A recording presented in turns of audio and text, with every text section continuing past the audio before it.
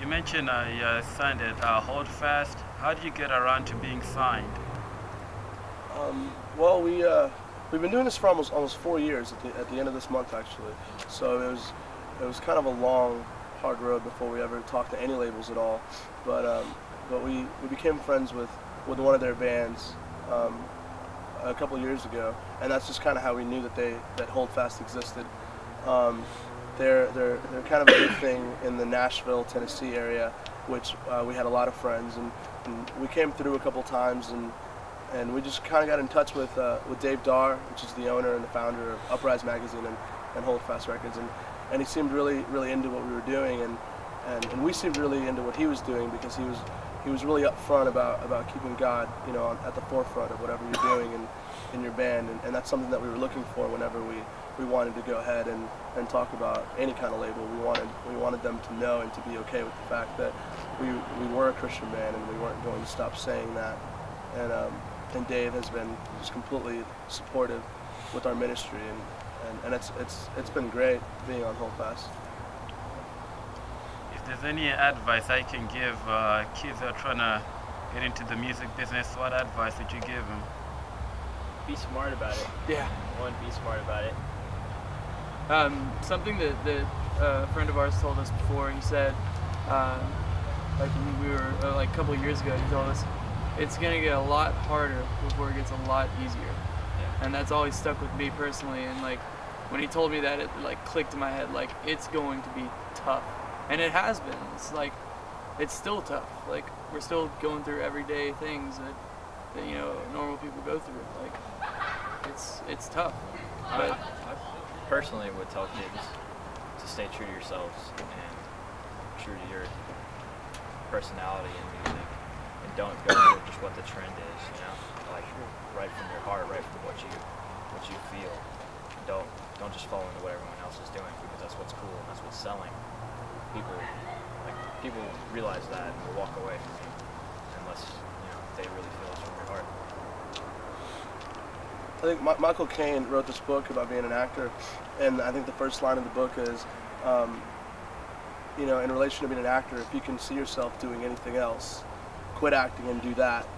And when I read that always stuck with me because, I know that we're all very passionate about our band, and I know for a fact that if we weren't a Christian band, we would have no idea how to make this last, because I really don't know how secular bands put up with it. The day-to-day struggles and just everything that comes with being a band, and all the things that people say that will ridicule you and attack you. I don't know how they deal with it, but basically for me is, if music is a hobby for you or just something that you do for fun, that's a great thing. But if you're really going to pursue it as your lifelong goal, then it needs to be something that you really believe in, just like anything else in your life, because at the end of the day, you have to be satisfied with yourself and know that what you're doing is something that you wouldn't trade for anything else.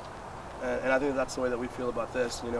We've had some very trying times, and we've had some very, very hard things happen along the road. But I think that looking back, we've seen what happens when we stay true to what we're doing, and we've seen God provide in ways that we never even imagined that He would.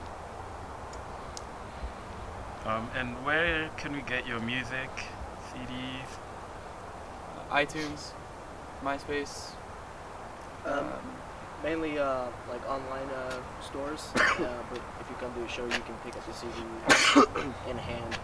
But it's mainly iTunes, Best Buy, Amazon, Target.com, CircuitCity.com, HoldFastRecords.com.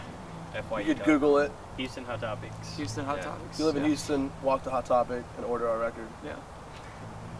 And Carlos, you've written a book. Can you tell us a bit about it? When I was about 16 or 17 years old, I started to pen down this little project of mine, and I didn't really know what it was at the time. I'd always kind of messed around with the idea of writing short stories, and I had for as long as I remember.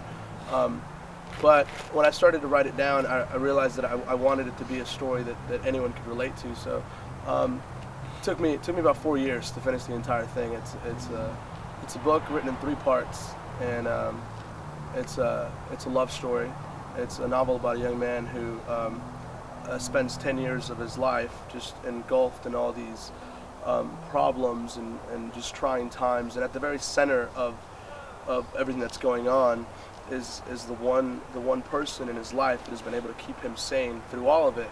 And I think that the irony that the book is really about is that he ends up hurting the one person that's able to help him. And so the story is really about, you know, very human and very real things about the way that we treat one another and the way that we treat people, and how someone can affect us and leave a lasting impression, you know, for the rest of our lives without ever really knowing, you know, how much they really meant to us in the first place. And you can buy that, you know, at barnesandnoble.com, amazon.com, or you can Google it. It's a novel called Sage Willow, and I think that if you type in my name on Google, it comes up as well. But you should also type in Before There Was Rosalyn on Google, and YouTube, and any other site for any other reason at any given time. Yeah. So are there any upcoming projects for next year? Anything you'd like to let your fans know? Right now we're in the pre-production of writing a new album, and hopefully it'll be put out by Holdfast or some other label. Carlos can tell you better about the concept of the album than I could. Yeah. Well, right when we released the Holdfast record, we started talking about wanting to do something full length, because it was an EP, and we basically you know, decided to do a kind of a concept album, and well, I'm really excited about it. I don't really want to say too much about it because I'm hoping that when it comes out that kids will really be able to dig into it. But it is definitely, in our opinion, something that's very relevant to our time, something that's very relevant to what's going on right now, not just with music, but with just every aspect of life.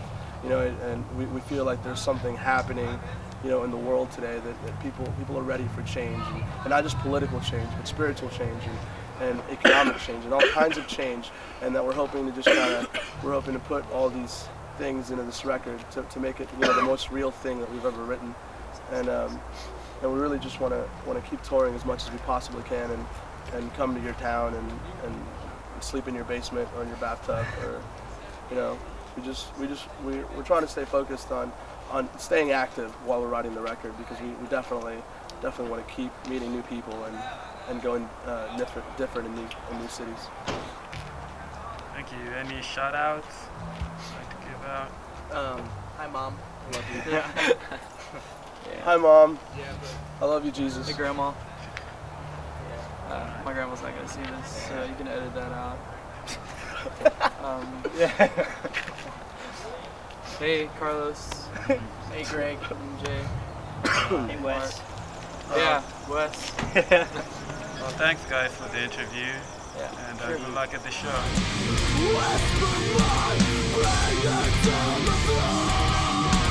With the angel